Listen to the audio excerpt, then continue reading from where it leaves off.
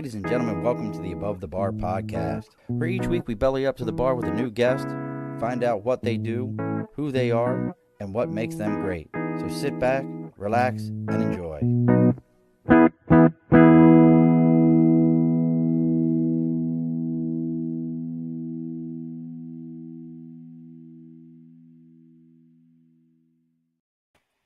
Alrighty, folks, welcome back to the Above the Bar podcast. It's your host, Sean.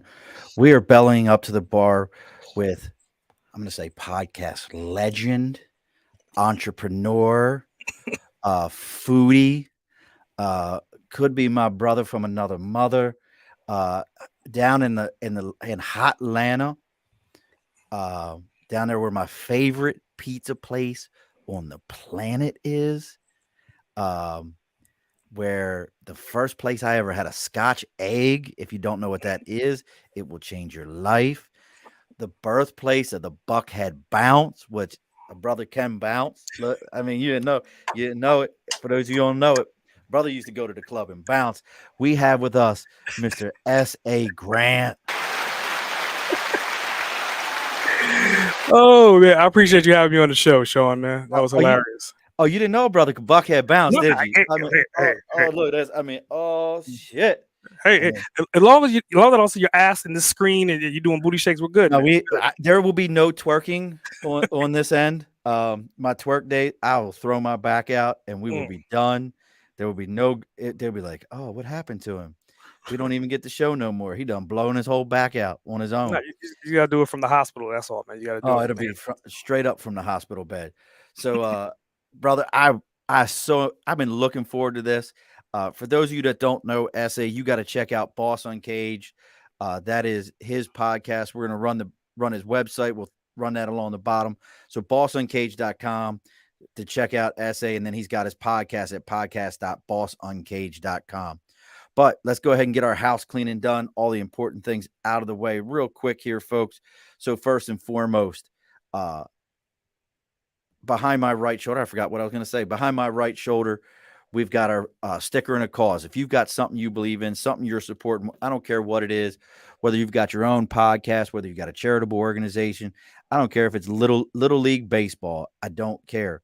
Reach out to us at the Above the Bar podcast on Facebook, LinkedIn, YouTube, Twitter, Twitch, TikTok, Instagram. Even our email is theabovethebarpodcast@gmail.com, or our parent network, the Earplug Podcast Network. And let me know what you're supporting. I'll give you the address where to send everything to, my home address. You send me the sticker. I put it on the board and we talk about it. Again, that's sticker and a cause. Now, the next thing is maybe your media is feeling a little caged up and you need to uncage it. Well, then you need to speak to Media by Dibs. That's DIBS. You can find him on Facebook at Media by Dibs. Instagram is Media by Dibs. Or if you go on the LinkedIn, it's Andrew Dibble. And you go ahead and mention him belly up to the bar. He's going to give you a free consultation and 10% off of your first order. That's Media by Dibs. All right. Homework is done. House cleaning is ready. It's time for me and Mr. S.A. to get into it. Mr. S.A. Grant, welcome back to the bar, brother. I definitely appreciate you having me, man. I've been looking forward to it as well, too. Like all day long, I was like, I had other podcasts today, and I was like, okay, I got to make sure I'm ready to go by 8:00 tonight. So got my drink in hand, and I'm ready to get all rolling, brother. Now, what are you hitting us up with tonight? Now, I'm still on my Helderberg bourbon, New Scotland spirits. What you killing us with tonight? Sexton Irish whiskey. It's rated 89 points, so it's definitely pretty smooth for an Irish whiskey. I mean, usually you get some shit and it tastes like gasoline, but it's smooth all day. So I'm 50-50 on Irish whiskey. Now, do you normally drink Irish whiskey? Is that what your preferred is? My preferred is Japanese. Oh, now what is that? If I can find the bottles over in my bottle stack, there's a Japanese blend that I really like. God, I'll have to look it up. But what's your go-to Japanese? I always forget how to pronounce it. I think it's Shatori. Now, there's a couple of those Japanese that are like crazy expensive, like insane. Yeah, like some of them, especially when they had the drought. They had a drought like maybe 3-4 years ago, and it was kind of like the demand went through the roof. Now, we were caged, but I want to bring that up with this whole fake shortages for bourbons especially. They've been bad about it. What's your take on that? Like, do you buy into it? Like, oh man, I gotta pick up on as much of this as I can because there's this crazy shortage, or do you kind of go, I don't care? No, I mean, I'm an abstract thinker, so I'm just kind of like, why the fuck am I going to pay a premium for something that I usually get at base price? So I'm just going to find something else and switch it over, and then obviously the demand is going to drop down, and then the void will fall, and then the prices will fall. It's just like gas and everything else, man. So once you understand the business behind shit, you don't fall for it. I 100% agree with that. Like, there's a great documentary called Neat. I've talked about it a bunch of times Mm, on the show, and it's about bourbon. But they actually talk about how the bourbon industry was dying, and there was this guy who figured out that one of the people were like, "Hey, what do you want me to do with this barrel? It's like it's been sitting for so long in the back corner that the angels have gotten more than their fair share. Do you want to buy?" And the guy was like, "Really?" hmm, And he realized it was a marketing tool that he could be like, "This is single barrel. No other ones. It's not mm, blended with nothing." And people were like, "Oh my God, I've got to have this. I've got it. I've yeah. got it. I've got to drink it." And Heaven's Hill does that. And Mm. you ever had Heaven's Hill? Yeah, I think you after you had told me about it, I got me a bottle of it. Bro, what'd you think? It's smooth, man. I mean, I got no complaints. I mean, it's one of those things, man. If you just love bourbon, you love scotch, and you love whiskey, it's kind of like once you find those gems, you just stick to them. You know what? I think that's exactly it. It's like your favorite pizza. Like once you got your spot, nobody else, anything anybody else tells you, you're like, yeah, that's bullshit. That's not my stuff. But I gotta ask you, let's talk about pizza for a minute. All right. And Antico pizza. See, Yeah, I'm a bro. native New Yorker, so I mean, and I know you up there right now, but for me, it's always going to be like the pizzeria at Brighton Beach or Coney Island. Like that's always going to be my favorite pizza. I grew up on that in high school, after school, every day, going and picking that up. So it's the nostalgia of that is not going to be able to be outmatched anywhere else. I'm with you, but God, that that Antico pizza, Mhm, that's on another level, bro. mm. Have you had it? Nope, have not. Where's it Oh. located at in Atlanta? Um, it was like this Italian little corner where like across the street from it was an Italian deli, and there was they had a gelato place right next to it also. It was just I can't say enough good stuff about that particular place. Like if you've never been, highly, highly recommended. As I'm letting you know, I'm sharing this to like Boss Uncaged book page. This is going on Uncaged Foodies right now. Make sure you're checking out all the SA stuff. If you're a food junkie like me, uh, he's putting on some stuff on there that I can't even make the fat kid in my soul get hungry every time. So I highly recommend you check out all SA stuff. But let's talk about that for a second. Like, what Yeah. is Boss Uncaged? Let's talk about that for a minute. What is Boss Uncaged? Well, coming from like a brand standpoint, like when I had to kind of rebrand and kind of come up with this new image of what I was planning on doing, I had to kind of first of all figure it out like phonetically, and I wanted it to be like simple words that can define multiple different things. So I wanted a 5-year-old to be able to spell it, right? So that's the first part about being boss. The other part of that is like, usually 9 out of 10 boss is a self-defined thing. Either you have a boss or you want to become a boss or you are a boss.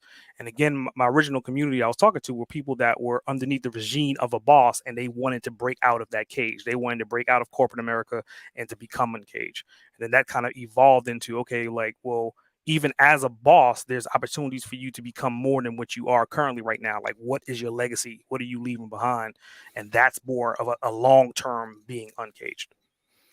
Now you bring up a great point when you say a boss leaving their legacy behind. What does that mean for you? So for me, like, I mean, literally, like post stroke back in 2018, and then I Well, woke up in give the that. hospital. Hold on. Give that piece to it because you can't gloss over that. I know what that's about. Don't gloss that. Okay. Yeah, so I mean, like literally, I mean, back when I first started, my first business was like back in 2000, and I jumped into multiple different disciplines, right? I mean, I'm a graphic designer by degree, web designer, multimedia specialist by degree, and then after that, I was like more of an IT professional by trade, And then I was like, okay, this is great. I'm gonna start my own business. I'm gonna go work for some people and I'm gonna learn. So I started working for like major corporations like Comcast, working for Apple, and I would work 6 months, 3 months, and I was just literally learning their systems and bringing it back to my business. And I was doing that forever. And then in addition to that, I went through a custody battle and got primary full custody of my son when he was 5, and now he's 16. So just life happened, and I'm doing all these different things, and I'm becoming a travel agent, and I became an insurance agent. And for me, it was more so I didn't realize I was left brain and right brain equally. So on the right brain side, I was trying to figure out things, and on the left brain side, I was trying to bring them together. And I was like, I'm going to build this huge metropolis of a company, and I'm going to get all these components. And then 2018 happened, and I was burning the candlestick on both ends, not sleeping, not taking care of myself.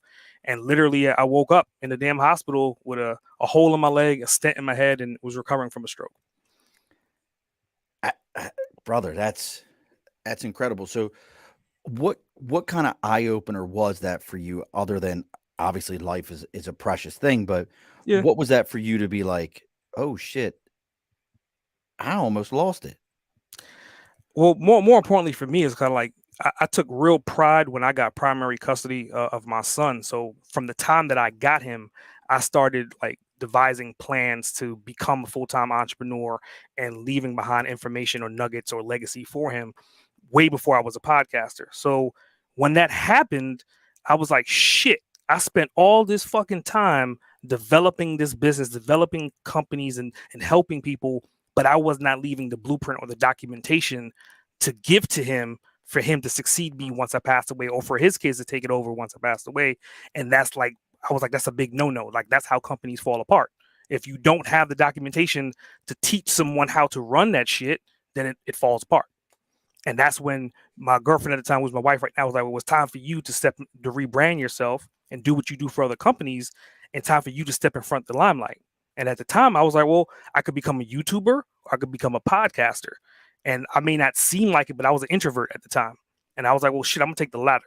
Fuck that camera shit. I'm gonna stay on the microphone and I'm gonna become a podcaster. And obviously since then things have changed, right? Now, I try to explain this to people all the time. They're always like, you can't be an introvert and want to be on the mic and be in front of the camera. Yes, you can. I'm going to tell you that most of your celebrities, Hollywood, any of those people, I would even, my wife would argue with me and say I'm not an introvert. But as I understand the term more, I don't keep a lot of people around me. My close net group is small, but my outside persona, I feel more comfortable if I let everybody know I'm there. That's, oh yeah, he's over there, and then I can just kind of disappear and fade into the background. Yeah. That's my introvert. You know, and it's different. So, but now you say that so you started off just pure podcast, like just pure audio. Yeah, I mean, it's funny too, because at least I had enough in insight to say, okay, I'm going to start recording videos. So like now, like my team, we're editing videos from season 1 and season 2. We're on season 4, and we're so I like that, because now I have like quadruple marketing. I'm still marketing season 1 as much as I'm marketing season 4, and everything is overlapping. So like when you look on the internet, you're gonna see me everywhere, because again, so much damn content is coming out, and I didn't release any videos in year 1 or year 2. So if they're looking for video year 1, 2, it's a pure audio side. What made you with your, so I always wanted to put out the videos. And you kind of talked about that. We were talking about this before, and S.A was asking me how I like StreamYard. And for those of you that are watching our live right now, I'm not getting no money. StreamYard, if you're watching, you come pay me, motherfucker, because I hype you more than anybody.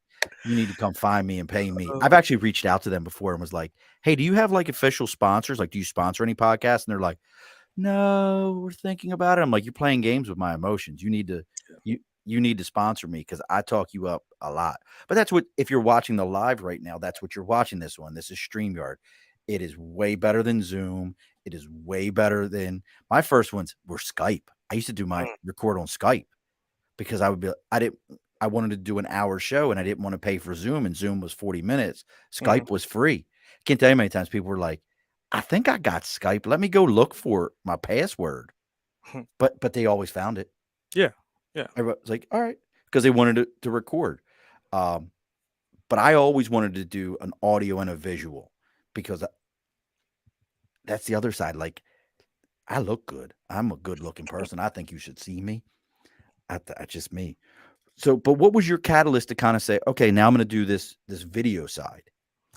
Well, I mean, for me, it was more so like I take a lot of action on whatever I'm going to do, but I'm also a perfectionist as well. So for me, I wanted to kind of own the craft of becoming a podcaster. Like I wanted to live and breathe that shit in and out to the point to where in a couple years, then people will be like, yeah, S.A, he's a great host or he's a great podcaster. And then once I started hearing that, once I started hearing, okay, like I haven't heard that question before in another podcast. Somebody has never did this before in a podcast. The way you interview, the way you listen, the way you bring back questions. When I started hearing that routinely, then I was like, okay, I've kind of started to articulate my craft. Now let me put some other information out there on another platform and start a secondary audience. Because again, obviously YouTube is going to be completely different than podcasting, completely different target audience. So for the YouTube people, they're just seeing me for the first time essentially and saying, oh, okay. And then they're going to follow and then catch up eventually. Now you bring up the YouTube piece. Mhm. Do you think, and I was just having this conversation, do you think that the term podcast has changed? Oh, And yeah. what I mean by that is originally it was a pure audio medium. Mhm. It was listening to it. And I still like I've got a handful that I love. Like there's Boss Uncaged. I love it. And if you're looking for a great one, make sure you check out podcast.bossuncaged.com and you can get all SA stuff or go to bossuncaged.com. I Yes. remember. Make sure that check clears, brother. Make sure the check clears. Yeah, I No, got you. I'm kidding. But now I really feel like podcasts are video audio mediums. You got to have both. If you don't have both, you're probably doing yourself dirty in some way. I think that's partially true. I mean, it's to the point to where media, if you don't have the omnipresence, and this is the debatable conversation we're having, right? Because there's some people, they're hell bent on their one idea of that platform, and they want to stay on that platform. They know that platform. They're converting on that platform. But what I always tell people is like, if you don't start working on your omnipresence, then one of those platforms are going to fail. Imagine if someone was still holding on to fucking MySpace. Where would that podcast be? Where would that person be right now if they held on to that shit with all their identity and then that platform flops and then now they're trying to catch up on other platforms? At least start. Like if you're not doing TikTok all the time, at least have a TikTok account. At least put a video every once in a damn blue moon. So once you figure out how to use it, then you just roll into it. It's not starting from scratch. And then when somebody looks at when was it created, at least it was created for a couple years or 2, 3, 4 years before you actually really started using it. Did you ever get in a fight with somebody about not being on their five, or them, or you having to swap somebody out on the five on MySpace? You remember that? Why? Yeah, I Why mean, ain't I, on I your five? remember it, but it was like I think the day that Facebook became a reality, it was just kind of like MySpace just they couldn't catch up. It was just like No. they couldn't. They couldn't. It's the same thing with all the other platforms right now. I mean, obviously, who thought that TikTok was going to outweigh Instagram or even outweigh like the other platforms that are out there right now? It just kind of happened overnight. Now, Ray Gagnon, Master Guns Gagnon, he comes on all the time and hangs out. He's one of my mentors when it comes to sales and business. Mhm. And Ray, I just sent you a text if you didn't see it. I want to talk to you about something. I'm looking at a franchise personally, but he asked, "What is Omni?" I know what you mean by Omni. Tell him what you're meaning by that. So I mean, literally, once you get into the marketing game, like that's the epitome of what you want. You want someone to be able to see you no matter where you are. If you go to LinkedIn and you search for the name, they're there and they have content that's fresh and is being used there. And then you go to Twitter and you see their name. You go to Google and you type it in and you'll see all the. So it's essentially it's like an octopus with tentacles that's just spitting out this content on multiple different platforms. And you get to the point to where the algorithms start working for you, and that no matter where you go, you'll see everything that person is creating, especially if you're logging into those platforms. It's like an omni. When you're saying omni, you're saying omnipresence on all platforms, everywhere. Like I should be able to go in right now and type in Boss Uncaged. Chanel Lee Grant, S.A. Grant is going to pop for me. I know it. Yeah, I mean, if you go to Google right now, and if you're a listener right now, just go to Google and type in Boss Uncaged. And the goal is like I dominate the first 3 to 4 or 5 pages, and there are variables of me being on podcasts, like you're saying, like my book club or my food group. And again, everything, I'm a brander, so everything is branded under that umbrella of being Boss Uncaged. So by default, I'm dominating in that keyword structure to where no matter where you go or search for it, I should show up. If I don't, send me a damn email and I'll fix it in 24 hours. And he's not kidding. So to give you kind of background how S.A and I met, we were introduced. I believe it was Jessica Gruber that introduced us. Yep. Jessica introduced us.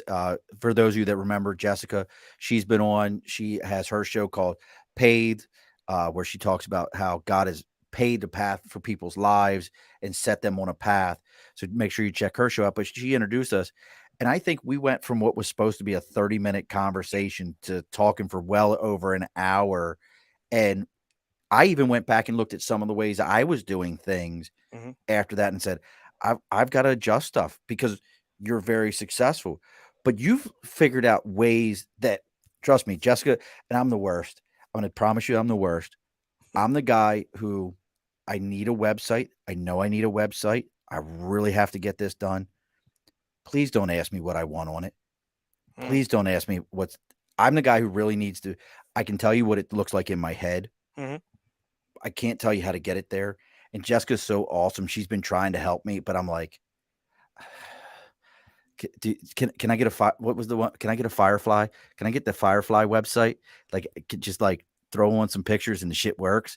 I don't know what I'm doing, but S.A really pushed me that this is something I need. But you figured out some are you comfortable talking about some of your monetizing for your, like, I think this is so huge the way you have figured out, and I'm going to do some of this. You have figured out how to monetize your podcast in the most unique way that I've ever heard of. So I guess my question is, which one are you talking about?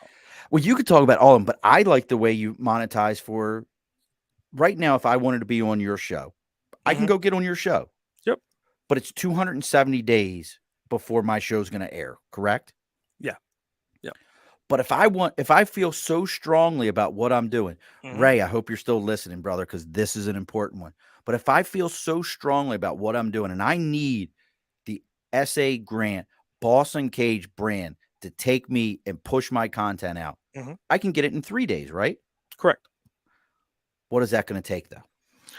So, I mean, when I first came up with that idea, it was kind of like, when it comes to monetization of podcasts, it's always like micro monetization. It's never going to be like you're going to get $1 million right now for doing whatever, unless you're Joe Rogan and you get a contract. So you're going to have to kind of think about, like, how do I scale? So for me, it was like, okay, season 1 was great. We had 20-something episodes, and I was trying to contact people through my Rolodex. Season 2 was my Rolodex and referrals. And by the end of season 2, I started learning more about what I call them podcast recruiters.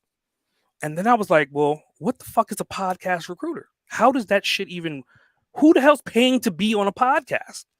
And I'm looking and I'm getting emails left and right, because at that point in time, I wasn't really checking my analytics per se, because I was so busy learning my craft. Come to find out, like, the show was ranked at 10%, then it was ranked at 5%, then it was ranked top 1%, and right now we're ranked 0.5. So where we are right now, the podcast recruiters are going through their algorithms and they're searching databases for top podcasters, and they're looking for essentially 3 things. 1, you have 100 episodes.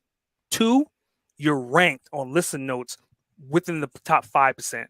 And then the last thing, essentially, is more so like the articulation of, like, what is the podcast doing, and it goes back to the omnipresence. So once I started seeing that, and I started asking them, like, how much are you guys charging? Some of them were saying they was charging $20,000, $10,000 to find 10 or 6 podcasts to take this individual person that's a high profile individual, a high earner, and they don't have time to do the research on podcasting. And I was like, okay, that's interesting. So by default, I have a list of 30 of those people now, 30 of those podcast recruiters all over the world that, again, I give them carte blanche to just put people on my show. So that becomes my pipeline. That becomes my input data. And then when somebody sees my launch form, it's 2 options. Like you said, it's a free option. And again, I'm spitting out content every single week. I record anywhere from 3 to 9 episodes a week, easily. And that's by huge. doing that, I can't even imagine. I'm doing 1 a week, and I'm like, but this is your full time. I mean, everything that I do. I mean, I've been an entrepreneur, like I said, since my son was 5. He's 16, so I've been out of corporate America for at least 11 years. Solid. So you're doing 3 to 9 shows a week. Correct. And again, if I'm going to launch your episode, I have the model split. We can do the lives, we can do the YouTubes, but my real target audience, to where I'm getting 10, 15,000 downloads per month, is in the audio files. It's not in the video. It's not in Instagram. It's in the audio. So like that's the real meat and potatoes of why we have the credibility. So if you want to be in that stream, well, there's a backlog. We've released about 140 episodes, and we've recorded over 300 episodes. So our backlog is about 160 episodes. And if we're releasing 1 episode per week, by default, that's going to push you out till next year. So then I said, okay, you know what? How do I fix this? And the only way to fix this is to monetize it. So I was like, okay, if you want an opportunity to get your podcast aired in the next 3 days, I'll record it on Monday, have my team chop it up, clean it up, get the artwork done, and we'll launch that bad boy Wednesday or Thursday of that week. It's going to cost you $200, which is essentially nothing for a marketing strategy. Nothing. Cheap. So the goal is when you have that, and then you have these people that are just putting people on your list, again, they're going to say, okay, here's Boss Uncaged. It's a great show. I had somebody on there that was, I think he had just sold his company for like $500 million, something crazy like that. He looked at it and it had 2 options: $200, get your show aired now, or wait a year. Makes perfect sense. They just spent $10,000. So that's just one of the monetization sets that makes it very easy. Ray, I will introduce you, Master Guns, to S.A and get you on there. So we'll talk. Ray Gagnon, we used to call him the silver tongued devil because he could sell. This is one of those guys when you hear the story of ketchup popsicles to a woman in white gloves. Oh shit! She's probably buying 2. And this is who trained. Sounds like, man. She might be buying boxes, and this is somebody who trained me, and I say that in a very loving manner. He's heard this a million times. He trained me on how to do what I do, and how to respect the craft. That's truly what it was. More than anything, we just met the other day and had a great breakfast, but it's really about respecting the craft and respecting what we do, and trying to take the cheesy sleazeball out of sales, and just showing people that, look, I've got something that can help you. Let me show it to you. The guy's amazing with that. So we'll get you guys tightened up there. But what are some of the other, now you said there's more than one way. So that was the one that for me, I was doing Saturday shows, and this is something that I'm putting together, and I have no problem in putting it out for people that I used to do Saturday shows, and they were kind of like, my family was okay with it. But then I realized I'm taking my Saturday to put you on my show as something for you. My show is Wednesdays. If I'm doing Saturdays, I'm doing that for you. And I was doing it for free. So that's one of the things that's going to be on my website is, hey, if you want to do a Saturday show, I'll do a Saturday show with you. But there's a monetization to it. Yep. Supply and demand. It's 100% supply and demand, because at one time I had 5 days a week booked Monday through Friday. Then I reduced it to Tuesday through Thursday. And I have my Mondays and my Fridays to kind of run the business or whatever. But what I've done is that if you do select the 290, the 197 or whatever it is, then magically when you check that calendar, Monday and Friday happens to be available. You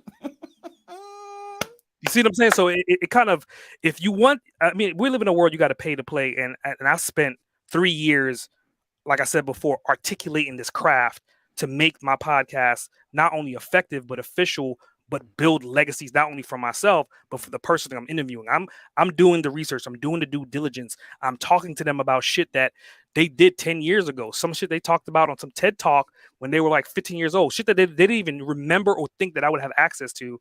So I do my work. So by doing that, that's why the show is being successful. I put the effort into it.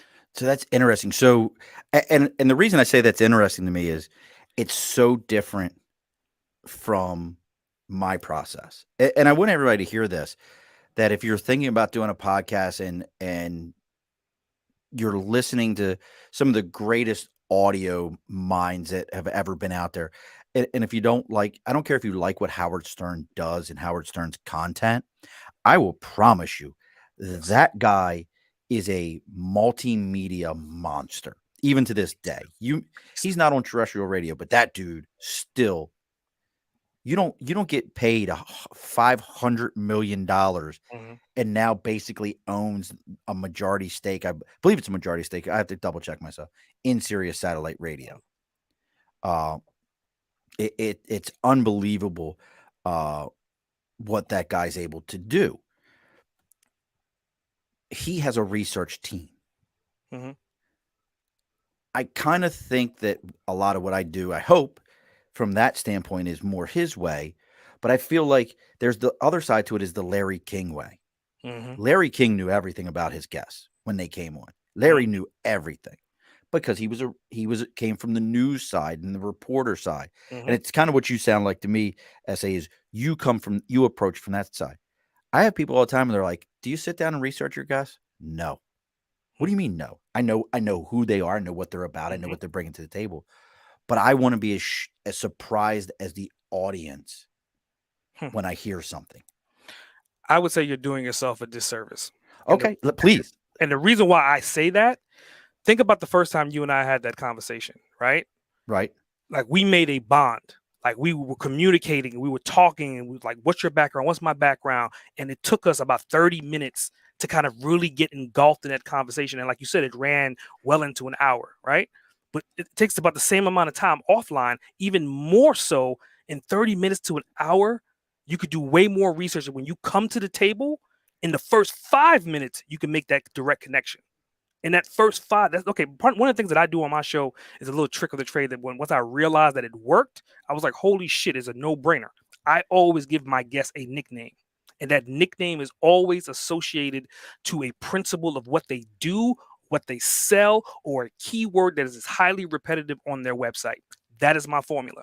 So I would sit there and go through their Twitter, their Instagram, their YouTube, and I'm listening to 5 minutes here. I may read something there. And if I start seeing the pattern of this keyword, I'm like, well, shit, that's their nickname. And then what I'm going to do later on, you got merchandising, right? So if I decide to then create an entire Boss brand, which I already have the Boss Uncaged store, then I can go in and say, okay, this is John. He is the executive boss. This is Susan. She is the realtor boss. And I can make these shirts. And then all realtors would want the realtor boss shirt. All photographers would want. So again, these people are helping me build out this system behind the scenes that I haven't released yet for monetization that's going to happen later on. All right, what's my nickname? I need it. You haven't interviewed yet. Ha! Come on. God. I thought I had one. I would say definitely when I get you on the show, you're going to have one. But again, even though I know you, I still think it's credible for me to do the research because it may be a little thing, some little shit that you're not thinking about. And I'm going to be like, that's it. And so everyone that's listening to the show, they may think it may be the bar boss. I guarantee you it's not going to be that. It's going to be something that's very personal and detailed to you that lets you know that I know who the fuck you are within the first 5 minutes of that show. Because that's the worst part of a podcast is the first 5 to 10 minutes. Because the person you're interviewing is going to talk you to fucking death. They're going to throw up everything. How do you get past that? You got to let them know, let them trust you as quick as possible. And that's how I do it. I love that. See, for me, it's, I use old sales rapport building. I have enough to start a conversation, but I use a lot of open questions that I can go to, and be like, hey, so, you're talking about this. Tell me about it. Boom, boom, boom, boom, boom, boom. And keep using open questions until I have to use closed questions. And I use that for the rapport side. And that's how I build it because I love the shock factor. I love to be shocked by it. And real quick here, Master Gun's throwing up some stuff real quick.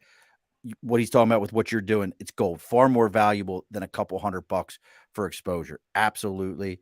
And he says, yes, he would have a nickname for me, but totally inappropriate. Yes, because he knows enough about me.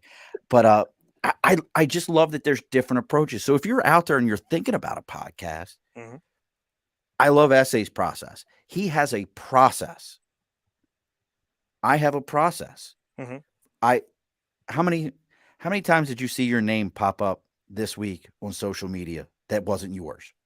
Yeah, and I was definitely highly impressed by it because I was like, okay, like you're doing the front end marketing, which most people they don't do the front end marketing, right? But again, I don't know if that's automated or if you have a team manually doing it because we didn't talk about it yet. That is 100% me. Okay. So my next thing, automate that shit. But see, I've talked about that. Now, what do you use for your automation process? Do you have, or you have a team? I have a team, but I also it's funny because my team, they understand that, okay, I am never going to replace you as a team, but I may replace what you do on this team. And what that means is like, I'm a real big component of startup companies and lifetime deals. And I think most people, they don't even know what a lifetime deal is. They're like, what the fuck is a lifetime deal? Well, think about it. Prime example, Zapier. If you ever heard of Zapier, as an automation platform that plugs into multiple different other things that does things for you repetitively without you having to do it. Maybe 3-4 years ago, Zapier had a lifetime deal that they would give you like unlimited access to use their platform as a new user to help them grow their platform for $80 for life versus spending $80 or $90 or $100 per month right now. So once you understand that these things are in existence and you get into the Facebook groups, you get into the websites, and then you start searching for keywords. I'll search for keywords every damn day. I wake up in the middle of the night cold sweating. Okay, I need to figure out how to automate this shit.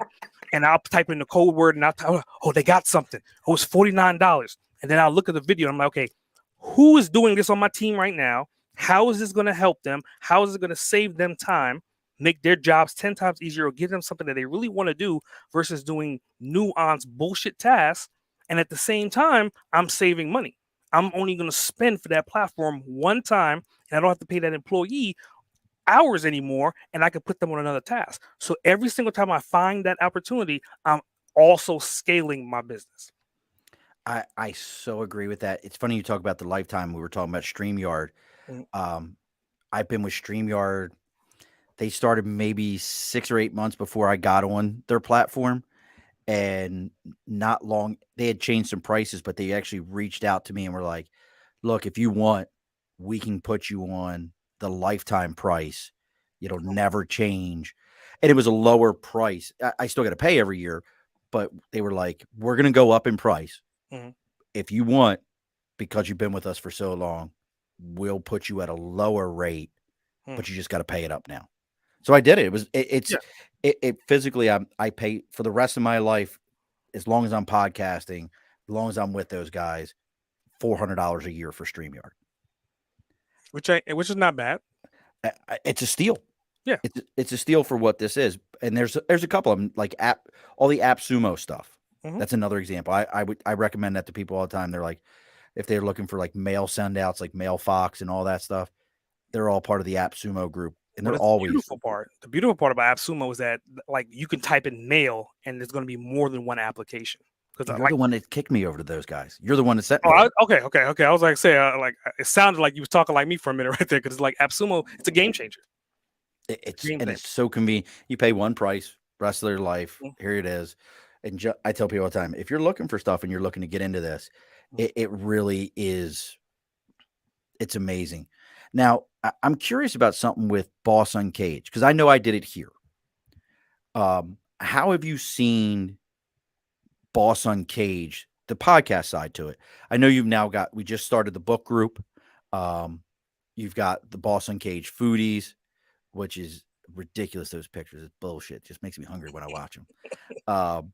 And then you have the Boss Uncaged podcast, bossuncaged.com. How has Boss Uncaged itself evolved from what you thought it was going to be? Because I know how I thought my show was going to be, to what it is today when you hit your comfort zone of what you know what it is. So I mean, all the things that you listed are kind of like my omnipresent stuff. They're just like my free items out there. But like my real monetization behind the scenes is more so being a consultant, writing my books, right? I also have a Boss Uncaged Academy that kind of teaches what I do and what we do at Boss Uncaged collectively for ourselves, amongst other people.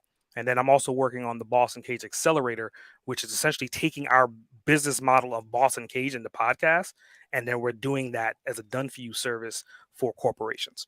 So, So that type of stuff, I mean, I don't even like broadcast it, because again, I'm just filling up my pipelines, right? And I have access to so many different tentacles, but I want to keep them. I've learned my lesson from my first stroke, right?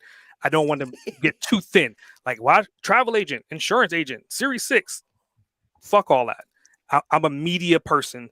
I'm going to stay in my media realm. And what I'm going to do is make all these things work. I've written 8 books. So then I'm going to continue to write books. I've done a successful podcast. I'm going to stay in podcasts. I've got a graphic design degree and I got a web design degree. How do I put all these things together and become like the best catch-all consultant to help someone with their media outlets? And that's where I'm at right now. So really that's the podcast has really opened those other doors to you, or was it the other way around? Because I already had an agency. I still got the trademark on my original agency. I still hold the S corp and all that stuff on my original company, but I went through a rebrand. So like year 1 was 2020, and that was the first time anyone has even known me as S.A. Grant, first of all, and second of all, heard the word Boss Uncaged. So from then until now I finally made that transition to where everyone before was Chanel Grant and Cerebral 360. So it took me, that was like 15 years worth of work. How the hell do I like transform from that and become Boss Uncaged? And I've effectively done that, but it took 2 to 3 years of drilling down, branding my ass off day in and day out until where this brand outweighed the other brand. Now you brought up the brand piece, and I'm a big fan of branding. I truly believe that people don't put enough into it. They think that, and I'm going to tell you something right now, folks. And this was something that I had to be educated on. Don't be cutesy. Don't be overthinking. If you look at some of the best brands that are out there, that if I sat that in front of you, they're very simplistic. Coca-Cola is the globe's most well-known brand on the planet. Is Coca-Cola. What used to be the most, I don't remember what the right term is, but the most profitable brand used to be Ferrari on the planet. It's now Lego. Makes sense. But if you look at their brands, they're very simple. I initially thought, wow, I'm gonna have these really thought-provoking and it's gonna get into your head brands. What is the advice you give to people when they're looking to create a brand for themselves, no matter what it is? What is some of the advice you give them? It's funny because I had a podcast today and he was talking about his brand. And again, I would say collectively, if you're going to develop a brand, first of all, it needs to be iconic. It needs to be symbolic. It needs to be extremely simple. It needs to be where a 3-year-old can point at it and say, McDonald's. Look at the McDonald's logo. Like there's nothing on that. It's a fucking M. That's it. It's a big ass golden double arch. But every kid in the damn world, when they see it, no matter where you are on the highway, back street, if they're walking through a damn alleyway and they see that yellow arches, they know what the hell it is. So think of, like you said, all the brands. Apple, for example, it's a fucking apple. There's no extra shit on it. There's no extra grade. It's the simplest damn thing. And the reason why for that is the psychology behind it is that the translation from age groups and for individual people to see something so many damn times. You want somebody to see it enough times that you can give them a piece of paper and say, draw it. If they cannot get remotely close to that illustration of what your brand is, you have officially fucked up. I love it. And again, Ray's hanging with us tonight. Spot on fire. Absolutely. The one that I always get is when you don't realize the hidden symbols in brands. Yes. FedEx. For example. Yep. FedEx. That is the number one I go to is the FedEx. And what is it? Just a fucking arrow. It's just a simple ass arrow. That's it. How many people have missed the arrow in FedEx? Yeah, well, I mean, it's in everything. I mean, even Wendy's. Like, if you ever notice the Wendy's logo and all of them, underneath her neck has "mom" written in her chain. It's O and two M's. So if you look at Wendy's logo and you actually zoom into it, it's gonna fuck your head up because now every time you see Wendy's, you're gonna see "mom" written on it. And again, if you're a brander, you do these shits intentionally. You make it to where people could start seeing things and start getting ownership of what they think that brand means to them. That's so damn true. Have you ever had to tell someone, and I imagine you have, but have you ever had to tell someone, shit can that brand, that's bad. That's bad. I try to do it with a smile on my face, but it's one of those things that you see bad brands all the time, right? And again, it's difficult until you get that trust, until people hear you as a name brand yourself until you have that clout. Like Gary Vee. Gary Vee can tell McDonald's their logo is fucked up, and McDonald's may think about it. Hey, we probably need to change our logo because Gary Vee said our logo is fucked up. It comes with that trust and that credibility behind it. Until you have that, and if you're starting to debate and fight with that customer, that's not the right customer for you, and you're not the ideal person for them. You should be able to tell someone that not only you don't have to dictate to say, I'm the professional, I've been doing this forever, but you can easily say, this is why it's not going to work. Historically, this is why it's not going to work. If you state the damn facts and they still debating it, cut their ass loose. I think you just bring up a great point that I think is the hardest thing for new businesses to say no. I don't need your money. Because if you're a new business, you're trying to create revenue wherever you can, and you think, well, down the road I'll cut that person off. For now, I need their money. Yeah, that's you tough. gotta eat. You gotta eat. Oh, it really is. You're just bringing up such great points for the podcast or for the branding person, for the business person that's thinking about this. Now, having conversations with people, do you think if you're going into a business, do you think today in today's market, today's business, thinking about that omnipresence, should every business have a podcast? I would say in today's world, and I actually listened to one of your episodes, and you asked that same question, and I'm in alignment with him to a certain extent. I think it's kind of like if you go back to the early 2000s, if you had a business and you didn't have a blog, you made a mistake. In today's world, you can create a podcast pretty easily, at least get started and start building your community, because that's really what it's about. It's about giving information to a community where people are signing up, much like they did back in the day with television versus radio.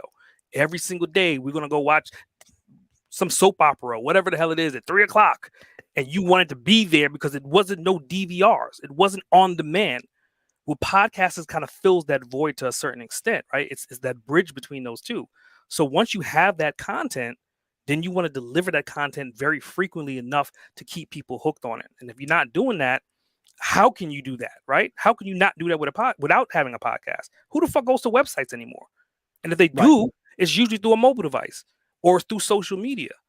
And if you actually have their captured attention, it's usually video or audio when they're working out, in the kitchen, in the car, putting the kids down to sleep, washing clothes. In their downtime is when you can capture them. Because again, if I'm busy working on something, I'm not going to be able to pay attention to that podcast because I'm trying to think and I can't hear what they're saying. I can't watch what they're doing while I'm doing what I'm doing, while I'm working, while I'm doing something. It's 100% in the downtime. And it's funny you mentioned the website thing. And I know we were talking about them earlier and me putting one together and all that. But I also think about, I can't tell you how many websites I go to now that are so cluttered. They are such a cluttered space. I have a squirrel's brain when I'm looking for something. I want to click on it. I want to go to it. I want to give you the information I need, and I want to move on. Yeah. Please don't add extra shit. Please don't run your squirrel logo in front of it. Get it out of my way. I want to click on it, and I want to be done. Please, I just need to be done. Yeah. Because like you said, I don't have time. It's such a great point. Now, you talked about your omnipresent. I want to talk about some of the other stuff that you've got going on. So you just started the Boss Uncaged book club. Where did that come from? So I started that in season 2 because again, I started it back in season 2. So I mean, we're in season 4 right now. But again, I think I just invited you to it, right? So I mean, and I do that strategy based as well too, right? So I mean, to answer your question, the reason why I started that book club is because season 1 I had like scripted, unscripted questions. And I started to see a pattern in people's responses. So first I was like, okay, what's your morning habits? What's your morning routines? And I shit you not, 4 out of 5 people would always say similar shit. We read a book, we read testimonials, we write something, or we meditate or whatever. Every 4 out of 5 people. And I was like, okay. So then I started adding in, okay, what books are you reading? And then it went from, okay, well, what books helped you to get on your journey to help you to get to where you are? And then it was like, what books are you reading now? And then I was like, well, shit, I'm interviewing a lot of authors. what is your book? Like, what is your book about? Who's your book for? Who is it talking to? Who's that community? So by default, when I would ask those 3 questions in the series, I would get anywhere from 3 to fucking 12 books every episode. Referrals Wow. to someone that's creditable, someone that's read the book and is using that book today. So I was like, what the fuck am I doing? How do I leverage that? So the first thing I did, I started creating a database. I started going into my episodes and sourcing each one of the book titles and then going to Amazon and getting the links. And I was like, okay, I'm a crackhead. I can't do that shit all the time. How do I systematize it? How do I make this into a system? So then I started finding lifetime deals for software, and I started sourcing it and have my team to where at the end of every season, they're going to go back because they're already transcribing all the audio Oh, files. wow. So once they're transcribing the files, all thing they have to do now is go to every single transcription, type in the keyword for book. Usually the books are commented with the word book in that keyword. They'll go into it. The fucking title's there is transcribed. Go to set up my damn spreadsheet for me now. Episode 5, John made a recommendation for these 5 damn books. And then we take all that and we put it on a digital platform. So we have a website that's an online directory that partners with the Facebook group and everything else. And the monetization behind that shit as well. Obviously, I'm an affiliate for Amazon. So every time somebody goes on there, buys it, downloads it from you, you get paid off of it. And again, it's gracious in the sense that, hey, if you are looking for books for real estate and I'm interviewing someone for real estate and they're telling you that their favorite book that helped them become a better real estate person is book A, and you never heard that book before, 9 out of 10 times you're going to click on it. Absolutely. I have to ask this question for Nate because this happens on my show. Mhm. Every time I have anyone, so first let me ask this question. Have you ever interviewed anyone who does like tarot cards or spiritual stuff or any of that kind of stuff? Just give me the simple yes or no real quick. I would say to a certain extent, yes. They're more business savvy. They're not just like Moko Jumbi and the sky's falling. Right. So every time I interview a paranormal investigator or I've had Patty Negri on, who has her own network now for paranormal stuff. I've had the only Native American paranormal group, Unearthing the Supernatural, on every time. And I promise you, probably now that we're talking about it, my show fucks up. It is a guarantee. Like the audio will go out. Look, your screen just froze. Yeah, I saw that. It's like it's almost like you probably start talking that shit into existence. I'm telling you, and you didn't know I was going to bring that up. You didn't know Nate was going to bring that up. I can't control your screen. The minute we started bringing it up, your screen froze. So I had to ask you. He wants to know that does it ever take your podcast down? He doesn't interview enough of them, Nate. No, I don't. I mean, like my core audience, and again, it's changed, right? First, it was my core index of individuals that I've worked with or have talked to and networked with before, and they're all business owners to some extent. And then it went from that to their referrals, and then now it's to the point to where I'm interviewing someone for the first time. It's the first time I've even heard of them or met them, but 9 out of 10 of them are multimillionaires at this point. I love it. How about so that's where the book club comes from. How about the food side? Where does Uncaged Foodie come from?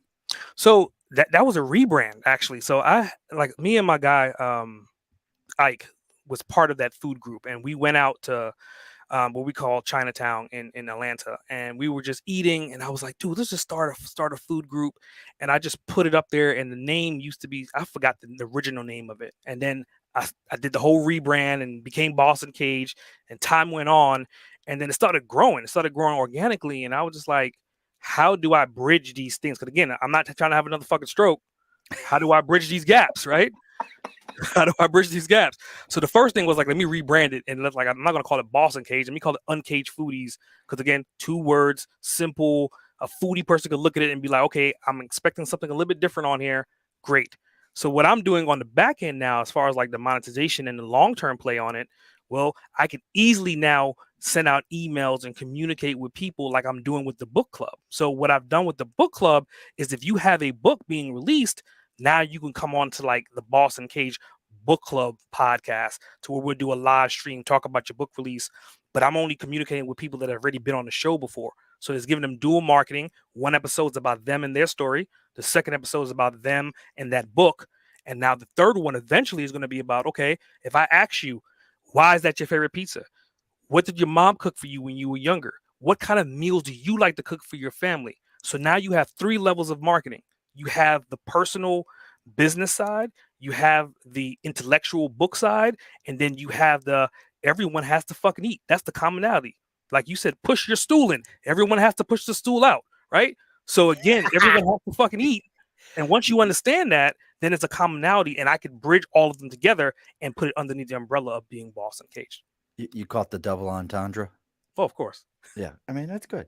Because I tried to explain it to they were like, what? I'm like, well, if you go to the bar and you tilt your stool at a bar, that means I'm coming back.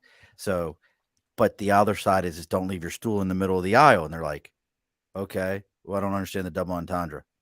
And you're the kind of guy that would go to a bar and ask somebody, could you push their stool in for them? Yeah, you won't walk away. Or you may walk away funny afterwards. So, and let's see what bourbon goes. What bourbon goes? I'm going to tell you, Nate, I've drank a lot of bourbon in my life. I don't know of any bourbon that goes good with pizza. That's a, it'll have to be something fruity. It'll have to be like a. Yeah, it would have to be like maybe raw. Like, remember, all whiskeys are bourbons, not all bourbons are or all bourbons are whiskeys, not all whiskeys are bourbons. Yeah, I don't know any like I'd have to think about that. Like maybe something that was aged in like a sherry bottle or something, sherry barrel or something like that might be okay. Because I'm at the point now where like I drink all my whiskeys and bourbons neat. I don't put any ice in them. I've reached that point. Yeah, that's the way it should be. Now we're gonna get into something here. So I have a list in front of me. Oh shit! I got a list. This list has never been brought out during this show. It's been talked about. You and I, when we first met, talked about this list. And this list, and it's got a date on it. I love the fact I didn't realize it had a date on it. This list was created July 7th, 2014 at 6:40 a.m. Wow. And this list came from me sitting next to an ADA from Atlanta on a flight and saying that I was down in Atlanta working for a railroad company. And I said, I found a couple of good places. And they're not some of the ones that aren't on the list. Have you ever been to Palookaville in Atlanta? I have not. That's what's the district where it's a neighborhood where it's got all these shops, but they look like little tiny houses. Like it's this whole strip. You're talking about Helen, Georgia? No, it's in Atlanta. It's see, now I'm gonna have to look. But Nate, look up Palookaville for me. Palookaville. It's actually amazing in Atlanta because it had they had adult milkshakes in Palookaville. Palookaville, it's permanently closed now. But it was Estates, Georgia. Avondale Estates. Oh yeah, I know where Avondale is, right off of Memorial Drive. Yeah. Yeah, see, but it's permanently closed now. Oh yeah, so you're talking about like the downtown Avondale. Yeah, it does look like little houses. Yeah. This is perfectly true. Corn Dog Palace. They made homemade corn dogs there. It was right at the corner. Yep, you know the place I'm talking about now. Oh, hell yeah. Yeah, that was Palookaville. Love Palookaville. So I'm going to read this list to you. Okay. I want to know if you've been to them in Atlanta and if you're giving it a thumbs up or thumbs down. Okay. Fox Brothers. Thumbs up. Been there. Yep. They do an amazing, I don't know what you call it. Frito pie or walking taco. What do you call it? I think probably more walking taco, probably more a better definition. Mary Mac's. I think I've had takeout from Mary Mac's. So, and if I remember right, yeah. All right. We talked about Antico Pizza. Haven't. Yeah. You gotta do Antico. West Egg. West Egg. I think I'm thinking about the other egg companies. Nope, don't know that one. West Egg. I recommend West Egg on Sundays. They do pimento cheese grits. shrimp and pimento cheese grits on Sundays. You got to post all this shit in the food group, man.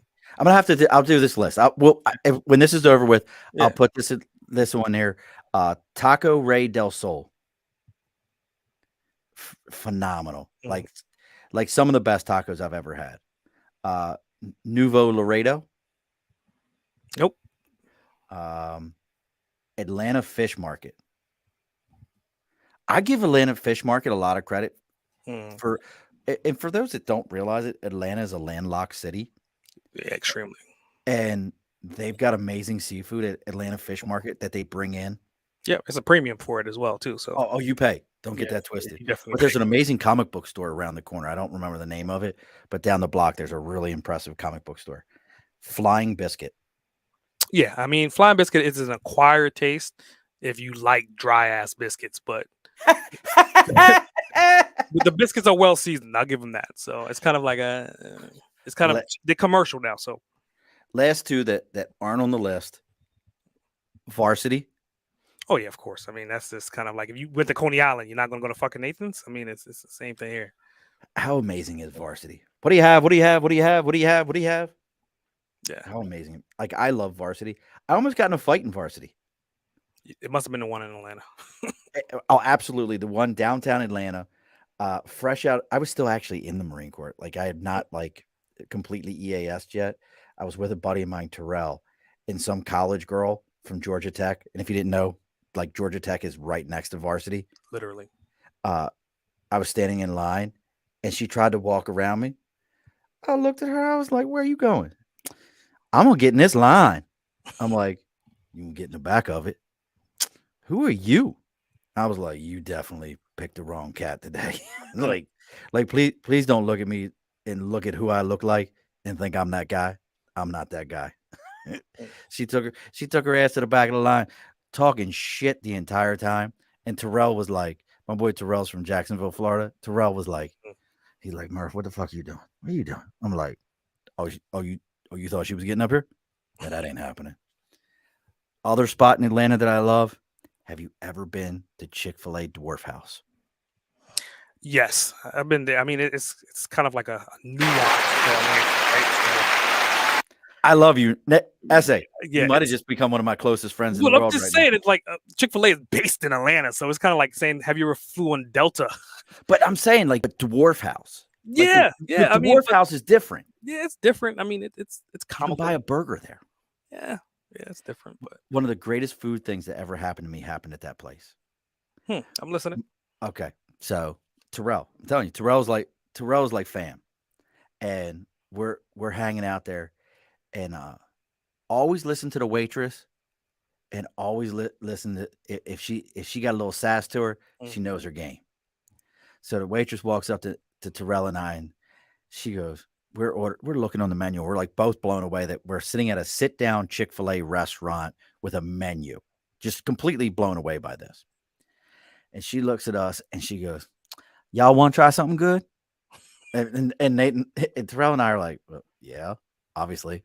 She goes, "You need to have the sweet potato souffle on top of a scoop of vanilla ice cream." Mm. Fucked me up. S.A. Messed.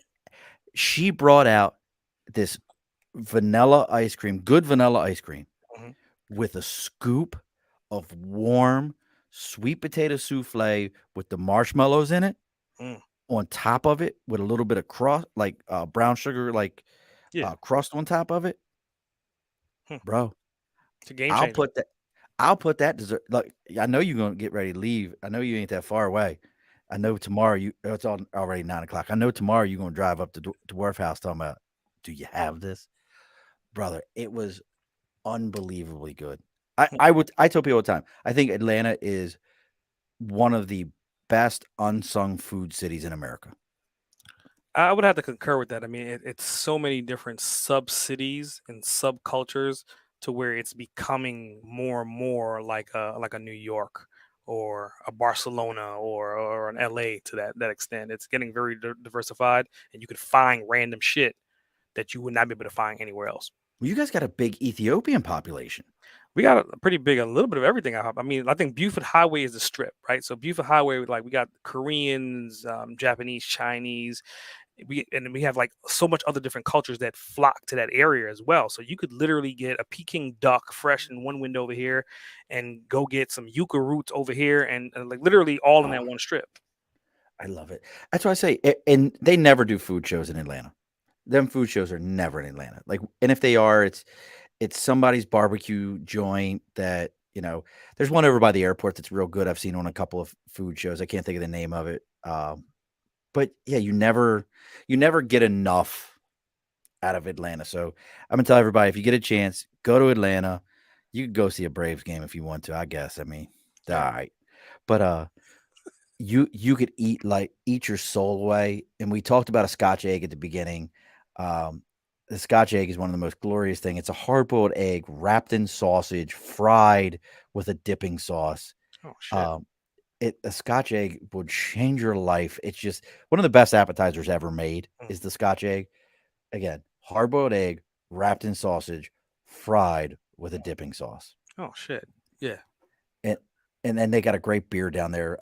Sweetwater Brewery in Atlanta is amazing. They do Sweetwater 420 is a phenomenal beer.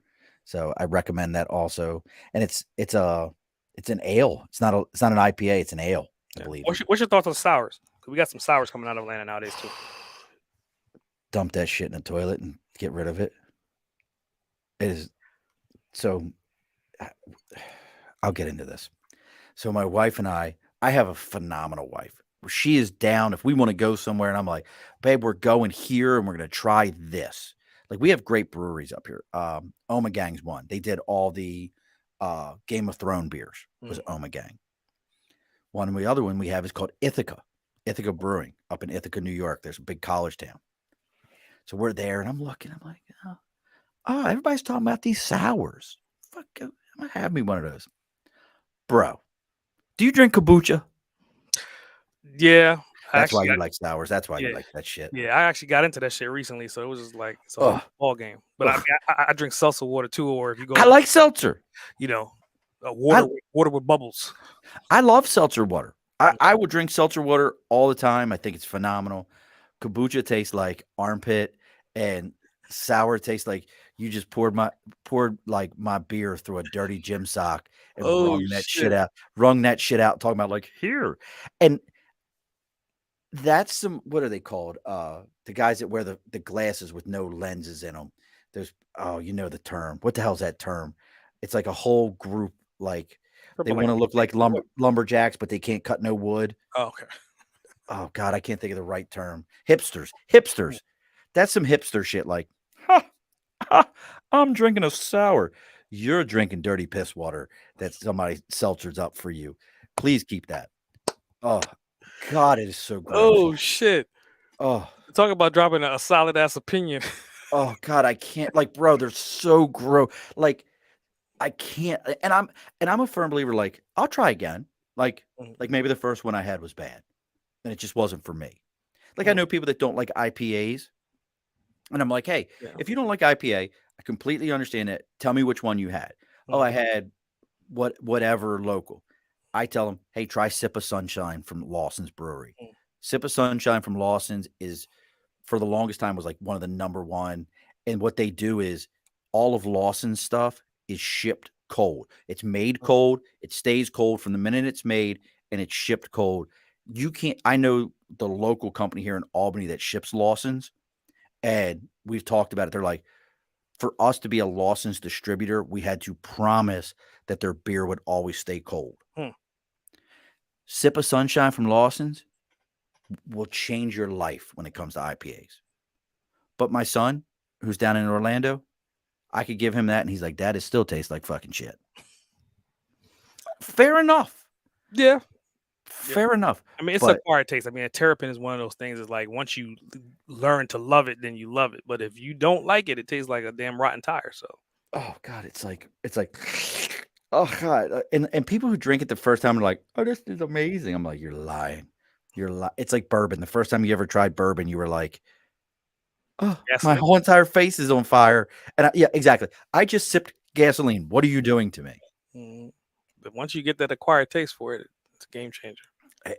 Oh God. Mm. Ugh, I can't even.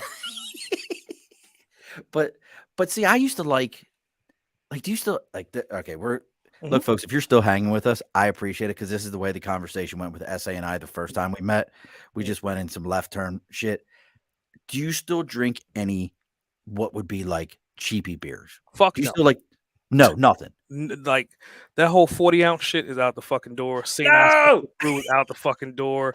Budweiser out the fucking door. Like I'm not gonna say I'm a bougie drinker, but if that shit if it's not crafted, I'm not fucking with it. I just can't. It just tastes like ass. Your life has been changed by taste. Now, I still love from back in Baltimore, Natty Bo, National Bohemian. Mm. It is, but you know what? It's if you talk to somebody from Pittsburgh, they probably will tell you they still got a can of Steel Reserve. Mm. If you go to Rochester or Western New York, they got Jenny Red Eye, Geneseo. They're local pilsners that are still made locally that Mm. you'll never find nationally. Like does Atlanta have I the only Atlanta beer I know is Sweetwater. Yeah, And we're starting to get it up here. yeah, we got microbreweries everywhere. So I mean, I don't remember all the names of them, but you like if you're in Atlanta, like literally you could drive to South or drive to Roswell, and you'll be like, "Oh, this is made in Atlanta, but it's just made 20 miles south of here." So I mean, it's a bunch of microbreweries popping up left and right. Mm. You look, Master Gun, just throw it out. Utica Club. That is a straight up New York West. But now Utica, you want to talk about a food city, Mm. bro? Utica, New York, is like this unsung food city in Mm. America. If anybody out there is listening, it's from New Utica. Drop some places. They have things like chicken riggies. I know you ain't never heard of that. No. And it's like this chicken pasta dish, but it's almost like a Diablo sauce to it. Mm. They have Utica greens, which are very similar the same way, but it's like broccoli rabe. These Mm. greens that are so good. Have you ever had tomato pie? Define it, because I've had shits that have been different terms. So tomato pie, the first time I ever had it was in Mm. Philadelphia, and I thought it was a Okay. Philadelphia thing. So they argue, is it a Philly thing or is it a Utica thing? But tomato pie is a pizza with probably about half an inch thick worth of sauce on it, Hmm. and the only cheese on it is Parmigiana. Mm. So they bake it, they put the sauce on there, sprinkle a little Parmesan, maybe a little oregano. That's it. That shit sounds great though. Bro, I'm gonna tell you, you want to talk about good ass, cold, hangover ass pizza? That a tomato pie, and they're always square like Sicilian style. Okay. They chop them up in And blocks. Okay. yep, that's Utica's but that's another thing. That's what you know what? I just figured out we have to do a post on Cage Foodies. Local foods to where people are at. Like that, like nobody else would know about. Yeah, I actually wrote an article about that. I was just like, as far as like living to your extent, right? So if I'm going to go to, and this is an example that I talked about in that presentation, going to Texas and eating Texas caviar, or What is going that? to New York and have Texas caviar. Essentially is corn. It's kind of like a salsa almost. Okay. But that's what I'm saying. Like until you start doing like these, like me and my wife, we went to Spain recently, right? And she's in love with creme brulee. Come to find out, Mm, creme brulee was essentially developed in Spain in a city called Catalina. So we was like, holy shit, we're going to the birthplace of fucking creme brulee. So every night we went to a different restaurant, we had dinner, and if they had creme brulee, which 4 out of 5 of them did, we had creme brulee.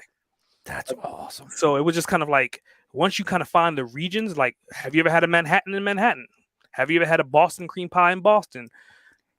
That's like when you get to like traveling, like I mean, that's when you could really like Love it. document the shit that you're doing based upon the food of that region. See that I'm all about that. I tell people all the time, you never would think of Boston for subs. That's never come up in a conversation a day in anyone's life. Boston subs. It's Philadelphia. I'm going to tell you right now, best chicken salad you will Mm. ever have in your life is a place called Al's in Boston, and it's $7 for a fucking foot long. Hmm. And I used to get mine when I worked for on the railroad. I would go to Al's, get a foot long with provolone cheese and Italian hots on a chicken salad. Hmm. So And, what kind of salad are you talking about? Are you more of like a zesty sweet salad or a salty salad or a bland salad? look, I know you're looking at me and think I'm into bland, but that's not true. Nah, I had to ask, man. So I gave you three options. Gave you three I options. I guess I like mine. Uh, See, I always put Old Bay in everything. That's just a Mm. thing. Growing up in Baltimore, I put Old Bay in everything. But I say my chicken salad, it needs to have a little bit of little salt and pepper, but a little zest to it, I guess. A little zest. But I like mine with Italian hots on top of it. And that's the only way I know to call them. I don't even know what else to call it other than Italian hots. See, I like the relish of the sweet relish bite to it, and Mhm. then fucking infuse that shit with like sriracha or some kind of really spicy paper. So you Mm. get like that sweet and then that heat, and then you keep eating it, and that heat just keeps building up, and you layer that motherfucker with some crushed red peppers and black pepper as well. Oh, I love it. So you get the three layers of that pepper as you continue to eat it. There's another spot in Atlanta you just reminded me of. Ted and somebody's like it's two names. It's two names. There's a chain of them. You're not talking about Ted Turner's. No, that's the Uh, Ted's, which is he's got yeah. the other one. This is like two names, like Tim and Tracy, Ted and Steve's. You know, it's two names, but they got some of the best biscuits I've ever had. They might rival a Shoney's biscuit. Mm. And if y'all ain't never had a Shoney's biscuit will change your life. Shoney's yeast rolls are something special. I don't give a shit. That's I don't give a shit. Shoney's biscuits are amazing. Yes, and Nathan, look, well, see, but Nate's talking about like Baltimore seafood. We have amazing seafood back home in Baltimore. I love my seafood. But you ever had a pit beef sandwich? Oh. And that's my thing. So I interviewed the Dave. His name's Dave. Dave is the creator Hmm. of Diners, Drive-ins, and Dives. Hmm. He was a news reporter. He wrote a book that they turned into Diners, Drive-ins, and Dives. He's won Emmys and everything. Hmm. And I told him this is something I wanted to do with him, and he was down for it. But he told me about how to get into TV, and I was like, "Man, this is crazy." But we talked about it. I wanted to get him in my RV and go cross country and go to individual cities where people have exited their own home countries as refugees and Hmm. settled in the United States and found ways to create dishes from their home countries Hmm. in the US and how those would be perceived. And it would have been great with Dave because Dave's probably late 60s and here I am in my 40s, completely different backgrounds. He's from the Jersey Shore area. I'm from Baltimore. I was like, this would be phenomenal. The two of us just riding around in an RV and going and Yeah. doing this. Yeah, I mean, it's a hell of a niche. I mean, talking about like niching down, because I mean, like, you're bringing up all these like American dishes, and I'm like more so like a Caribbean person, right? I was born in the islands, so I could talk about fucking iguanas and all types of other shit that in America they probably be like, "What the fuck is that?" You want to have some, you would like my oxtail. Oh yeah, yeah. I mean, oxtail. I mean, it's always a signature thing. It's like, okay, what do you put in your oxtail? Like, we're gonna start with that. Like, how do you cook So your the oxtail recipe I have actually is very different than a Caribbean oxtail it's where your sauce is very much a brown oxtail? gravy. The recipe that I have that I started making actually makes almost more of a roux Hmm. for the gravy. So you batter the oxtails, fry them in a pan, and then drop them into the crock pot, and you make a roux out of the drippings Hmm. that you pour over top of the oxtail, and then let it cook the rest of the day. Mm. Yeah, so in the islands, they're usually like let's call it like brown stewing. So whether they'll burn the sugar in oil, and like that becomes the base, and then you put the meat in it with all the vegetables and everything else, and then all that shit simmers together. So I mean, it's to your point. I mean, I think they're very similar, but they're distinctly different when you eat them when the finished product. 100%. Like mine's amazing over mashed potatoes. Mm. I would want when I have like we have a couple of great restaurants up here in the Albany area. When I have their oxtail, I want it with cabbage. I want it with fried cabbage. If it's not fried cabbage, I'm probably not. There's a problem there in my book. Yeah. See, for me, it's kind of like if you ever had like traditional Caribbean rice and beans with like heavy gravy from the oxtails, or roti with oxtail? Oh, bro, can I tell you about some roti for a minute? And you heard the way I said it, roti. You I heard hear that, you. right? Yeah, I heard you. So, God, if you're still sticking with us, folks, thank you so much. Because this is just two assholes talking at this point. Yeah, yeah. But so I had this guy we put in the Marine Corps. I was in Reading, Pennsylvania. I was the NCOIC of the station, Mhm. and God, I can't remember his name to save my life. But I'll tell you right now, one eye would look at you, and the other one would look around the corner. Um, Great dude though, big sucker too. Like he was very, you know what I mean by island big. Yeah. Like he was island big, and he used to always tell me he would be like Goni, and he was like 6'2". He's like Goni, my mama 6'6". She come here and whoop Uh, your ass, and I'm like, bro, I ain't worried about your mother in no way, shape, or form. He'd be like, my mama come here and whoop your ass. So he used to always pick me up roti from the city and bring it to me, and I had some amazing roti. But the best was he would stand at my door with that crazy ass eye of his, and he'd be like, and I'd be like, bro, you need to leave. He'd be like, Goni, keep messing with me. I put the dopey on you. I put the dopey on you. And I was like, and finally one day I was like, what the hell is the duppy?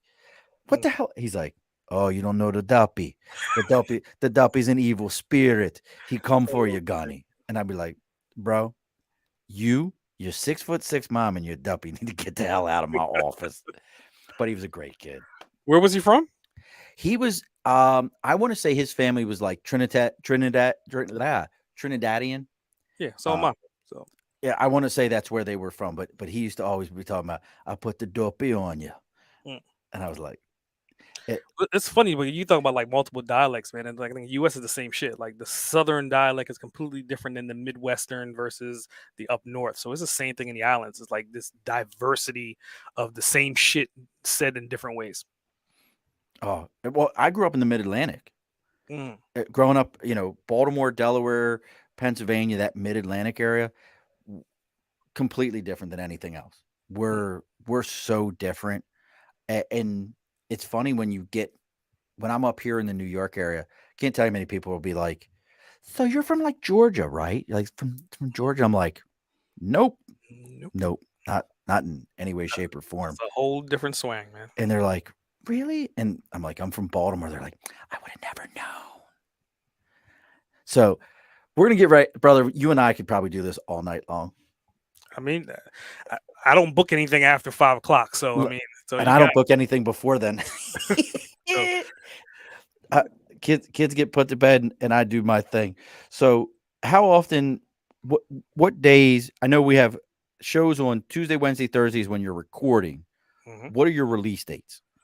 So based upon the analytical data, Tuesday mornings at 5 a.m.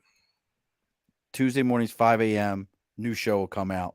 Yep. And if they want to watch you live, it's podcast.bossuncaged.com. No, if they want to watch me live, I mean, you just have to kind of figure out the channels that I'm on. So I'm on TikTok, I'm on Twitch, YouTube, Facebook, Twitter, whichever one works for you, then log in. But I would say like the lives are just me kind of just getting that content out and putting it out there live for whoever's in that environment. But I think the episodes being released, the audio only ones, are like the really, because again, I think if you're listening to the podcast, you're not watching the podcast, if that makes sense. No, that absolutely makes sense to me. There's a lot of us that are exactly that way. And Master Guns, I've never been to Brass Ball Saloon. I know Brass Ball Saloon, but when I'm in Ocean City, Maryland, it's all about Thrasher fries with Old Bay and malt vinegar on them. That's my thing, Hmm. bro. Malt vinegar on fries. My wife hates it. I put them on there all day long. Nothing like it. Oh, I mean, shit, you can go to France and then put mayo on it. So each his Uh, own, right? well, that's it. I'll have to tell you something after the show. I don't want to give away one of my secrets. I'm gonna give away a secret to you after the show, though. I got to figure out a way to do an after show recording. Yeah, I heard he was talking on an episode about. I think they have not done that yet. To allow once it's done, it's done. That's it. Like that's my only thing for StreamYard, and I've talked to him about it before. I've sent him messages. Is I would love a way that when this ends and Mm. you and I are done, to be able to cut the recording and then do an after recording at the same time that I could market as, hey, you want to know what we talked about after the show that I hinted at? You need to go ahead and pay for that. Yeah, you put it behind a paid wall. Yeah, Put it behind a paywall. And I know some people are like, why you keep talking about pay? Look, you go to your job and you do it. You listen to this and you enjoyed it. Trust me, I put some effort into it. Well, I mean, I think that brings up a really good point about like why do people bring up pay? And again, like it's based upon supply and demand, right? If you have people that are demanding your content and they want premium content or they want inside content or they want behind the scenes or they want exclusive talk to you type, then obviously you're gonna have to pay to play because you're only one person. That's it. You just brought it up. Do you want the extra that nobody else is getting? Yeah, Mhm. exclusivity. That's it. Exclusivity. So so they can find it bossuncaged.com, Hmm. podcast.bossuncaged.com. You've got the Uncaged Foodies on Facebook. You've got the book club. Uh, if you're looking for the podcast on Facebook, it'll actually come up as Boss Uncaged, and then you'll see with S.A Grant. Hmm. You can find him on LinkedIn at Chanel Grant with a check mark in front of it. Uh, Instagram, if you type in Chanel Lee Grant, it'll pop up on Instagram. That's actually my personal. So again, SA. If you type in SA Grant or Boss Uncaged in any one of the platforms, because I just They'll all learned pop. I got dual. I got two accounts for each one of them. Gotcha. So any one of those locations, make sure you're reaching out to SA. Make sure you're checking him out. Make sure you seeing what he's got going on. As we said towards the beginning of the show, I'm going to repeat this real quick.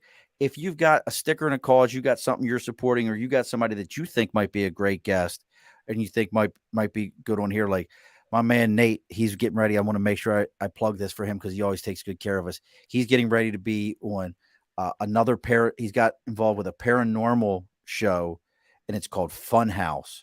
And it's called Paranormal in the Funhouse. It's a podcast he's supporting now, and he's working with those guys.